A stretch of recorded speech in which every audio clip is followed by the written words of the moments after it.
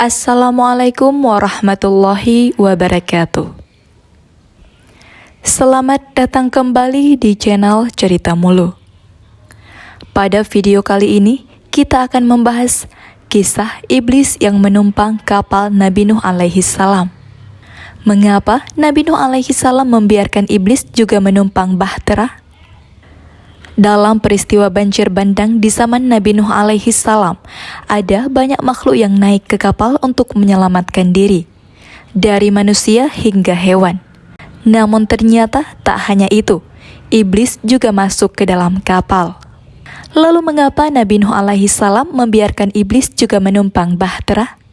Mengapa iblis tidak diusir? Mengapa Nabi Nuh alaihi salam mengajak iblis naik ke kapalnya? Untuk mengetahui kisah selengkapnya, nonton video ini sampai selesai. Nabi Nuh alaihi salam termasuk nabi yang hidup di bumi dengan usia yang lama. Namun tidak banyak pengikut yang menjadi pengikutnya. Banyak riwayat yang mengatakan bahwa beliau hidup selama 950 tahun. Sebagian riwayat lagi menyebutkan bahwa Nabi Nuh alaihi salam diutus di usia 50 tahun.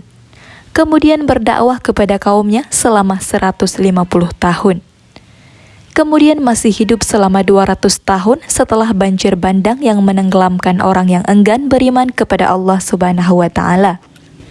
Jadi, lama beliau ada di bumi adalah 1200 tahun. Riwayat lain malah menyebutkan bahwa Nabi Nuh alaihi salam berada di bumi selama 1450 tahun. Pendapat ini menganggap bahwa Nabi Nuh alaihi salam lahir saat Nabi Adam alaihi salam masih hidup. Karena sudah lama berdakwah, tapi umatnya masih saja membangkang, Nabi Nuh alaihi salam akhirnya berdoa, "Ya Tuhanku, janganlah Engkau biarkan seorang pun di antara orang-orang kafir itu tinggal di atas bumi." Al-Quran Surah Nuh ayat 26. Allah Subhanahu wa Ta'ala pun mengabulkan doa beliau. Sebelum diturunkan azab bagi kaum Nabi Nuh alaihi salam, Allah Subhanahu wa Ta'ala memerintahkan agar Nabi Nuh alaihi salam membuat sebuah kapal besar dari kayu. Dan buatlah kapal itu dengan pengawasan dan petunjuk wahyu kami. Dan janganlah engkau bicarakan dengan aku tentang orang-orang zalim. Sesungguhnya mereka itu akan ditenggelamkan. Al-Quran Surah Hud ayat 37. Jadi, pembuatan bahtera Nabi Nuh alaihi salam itu diarahkan dan diawasi langsung oleh Allah Subhanahu wa Ta'ala. Wah, hebat juga ya kalau pekerjaan kita diawasi langsung sama Allah Subhanahu wa Ta'ala. Subhanallah. Al-Kisai, ulama di bidang qiraat Al-Quran, mengatakan setelah Allah memberi wahyu kepada Nabi Nuh alaihi salam bahwa yang mampu memikul kayu itu adalah Auj dari Kufah ke Tanah Hirah, yaitu suatu perkampungan dekat dengan Baghdad. Maka Nabi Nuh mendatangi Auj dan memintanya memikulkan kayu tersebut untuknya. Auj berkata, "Aku tidak akan memikulnya kecuali engkau mengenyangkanku dengan roti." Kebetulan, pada waktu itu Nabi Nuh membawa 3 roti dari kacang. Beliau memberikan selembar roti itu kepada Auj dan berkata, "Makanlah roti itu." Melihat itu, Auj pun tertawa dan berkata, "Seandainya roti ini sebesar gunung itu, ia tidak akan membuatku kenyang, apalagi roti ini hanya selembar." Mendengar ucapan Auj, Nabi Nuh memotong selembar roti itu dan memberikan kepadanya dan berkata, "Bacalah Bismillahirrahmanirrahim, kemudian makan potongan roti ini." Auj pun memakannya, dan kemudian dia diberi lembaran roti yang kedua. Lembaran roti yang kedua baru setengah, Auj telah kenyang dan tidak sanggup memakan apapun. Setelah memakan roti itu, Auj membawa semua kayu tersebut dari Kufah menuju Hirah dalam sekali pemberangkatan. Setelah kayu-kayu tersebut berada di hadapan Nabi Nuh alaihi salam, beliau berkata, "Wahai Tuhanku, bagaimana cara membuat bahtera itu?" Maka Allah memerintahkan malaikat Jibril untuk mengajarkannya bagaimana membuat bahtera. Setelah diajari cara membuat bahtera, Nabi Nuh mengubah kayu-kayu tersebut menjadi lembaran-lembaran. Kemudian, Nabi Nuh melekatkan lembaran yang satu pada lembaran yang lainnya dengan memakunya dengan paku-paku besi. Beliau buat depannya seperti kepala burung merak, belakangnya seperti ekor ayam, paruhnya seperti paruh Raja Wali, sayapnya seperti sayap burung Garuda, dan wajahnya seperti wajah burung merpati. Dan bahtera itu dia jadikan 3 tingkat. Menurut riwayat lain 7 tingkat. Ibnu Abbas radhiyallahu anhu mengatakan bahwa panjang bahtera itu 1000 siku, lebarnya 600 siku, dan tingginya 300 siku. Menurut sebuah riwayat, Nabi Nuh alaihi salam mengerjakan pembuatan bahtera itu memakan waktu selama 40 tahun.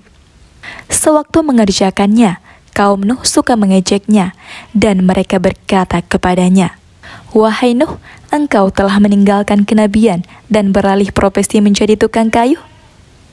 Al-Kisai mengatakan bahwa ketika malam tiba, kaum Nuh suka membawa api untuk membakar kayu bahtera tersebut.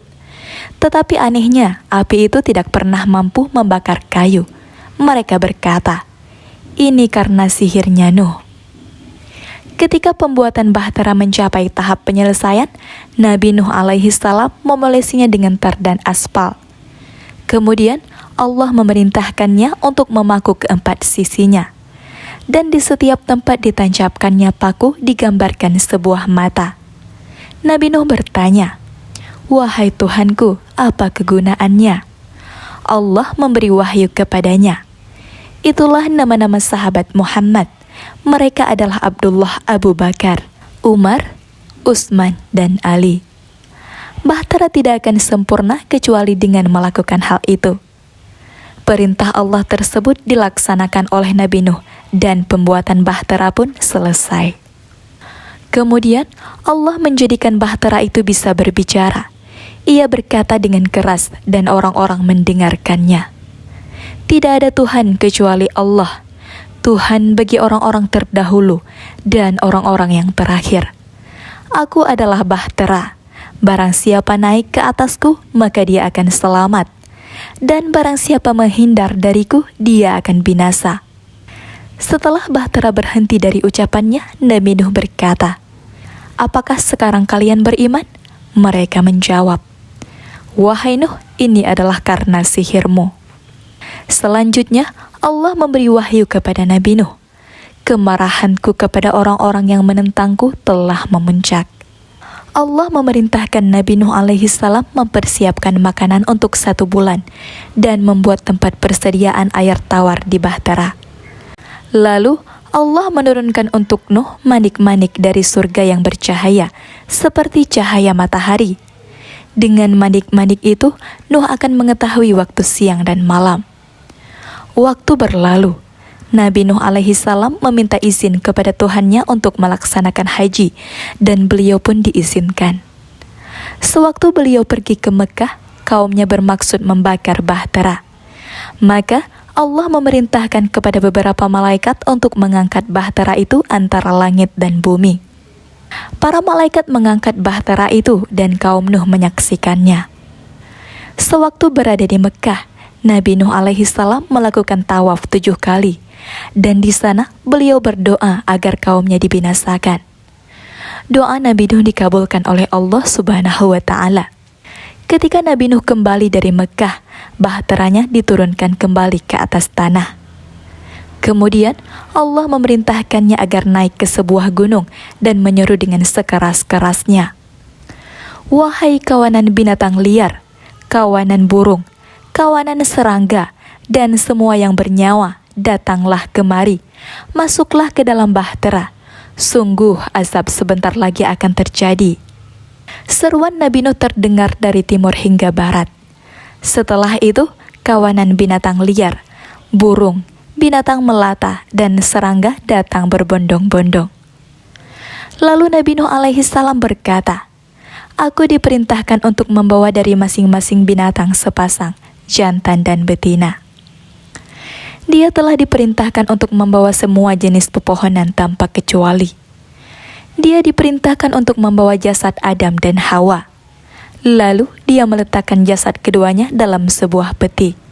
Selain itu, dia diperintahkan untuk membawa Hajar Aswad, tongkat Nabi Adam yang telah diturunkan kepadanya dari surga. Dan diperintahkan membawa tabut, suhuf, dan tali. Dan manusia yang masuk ke dalam bahtera bersamanya berjumlah 40 orang laki-laki dan 40 orang perempuan. Mereka ditempatkan di tingkat pertama. Tingkat kedua dijadikan tempat binatang liar, binatang melata, dan binatang ternak. Di dalam kapal tersebut ternyata iblis juga menumpang. Namun Nabi Nuh alaihissalam tidak mengusirnya. Mengapa Nabi Nuh alaihissalam membiarkan iblis masuk ke kapal tersebut? Ternyata iblis disuruh masuk ke dalam oleh Nabi Nuh alaihissalam. Saat itu binatang yang terakhir masuk adalah keledai. Ketika akan masuk, iblis memegang buntut, sehingga keledai itu susah masuk. Nabi Nuh alaihissalam menyangka bahwa keledai itu enggan masuk atas dasar keinginannya sendiri. Kemudian Nabi Nuh alaihissalam berkata, "Hai Mal'un yang terlaknat, masuklah." Keledai pun masuk diikuti oleh si iblis. Saat Nabi Nuh alaihissalam melihat iblis di dalam kapalnya, beliau langsung berkata, "Siapa yang mengizinkanmu masuk?" Iblis pun melakukan pembelaan dengan berkata, "Engkau yang telah mengizinkan aku masuk. Bukankah engkau tadi bilang, 'Hai Mal'un yang terlaknat, masuklah'?" Dan yang memiliki predikat Mal'un secara mutlak tidak lain kecuali aku. Sebagian riwayat menyebutkan bahwa banjir bandang itu juga berdampak bagi iblis. Banyak dari mereka yang terhempas. Mereka beterbangan di langit dan di bumi. Banyak pula setan yang mati saat kejadian itu. Dalam kitab Ihya Ulumuddin juga dijelaskan bagaimana iblis bisa masuk ke kapal Nabi Nuh alaihissalam. Nabi Nuh alaihissalam menjumpai iblis sebagai sosok orang tua yang tidak beliau kenali. Bahkan, iblis sempat memberi nasihat berguna bagi manusia. Percakapan mereka pun terjadi. Nabi Nuh alaihissalam bertanya, "Kenapa kamu masuk ke sini?" Iblis kemudian menjawab, "Aku akan merebut hati para pengikutmu, sehingga hati mereka bersamaku dan badannya bersamamu."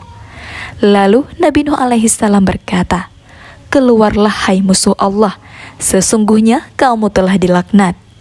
Iblis berkata, 5 perkara yang akan merusak manusia.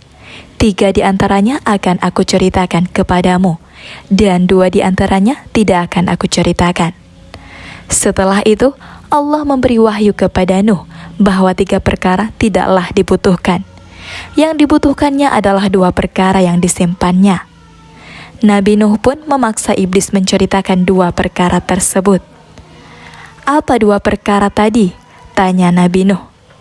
Karena itu iblis menjawab, yakni 2 perkara yang tidak akan kamu dustakan atau ingkari, yakni manusia akan rusak sebab sifat hirs atau ingin dan hasud.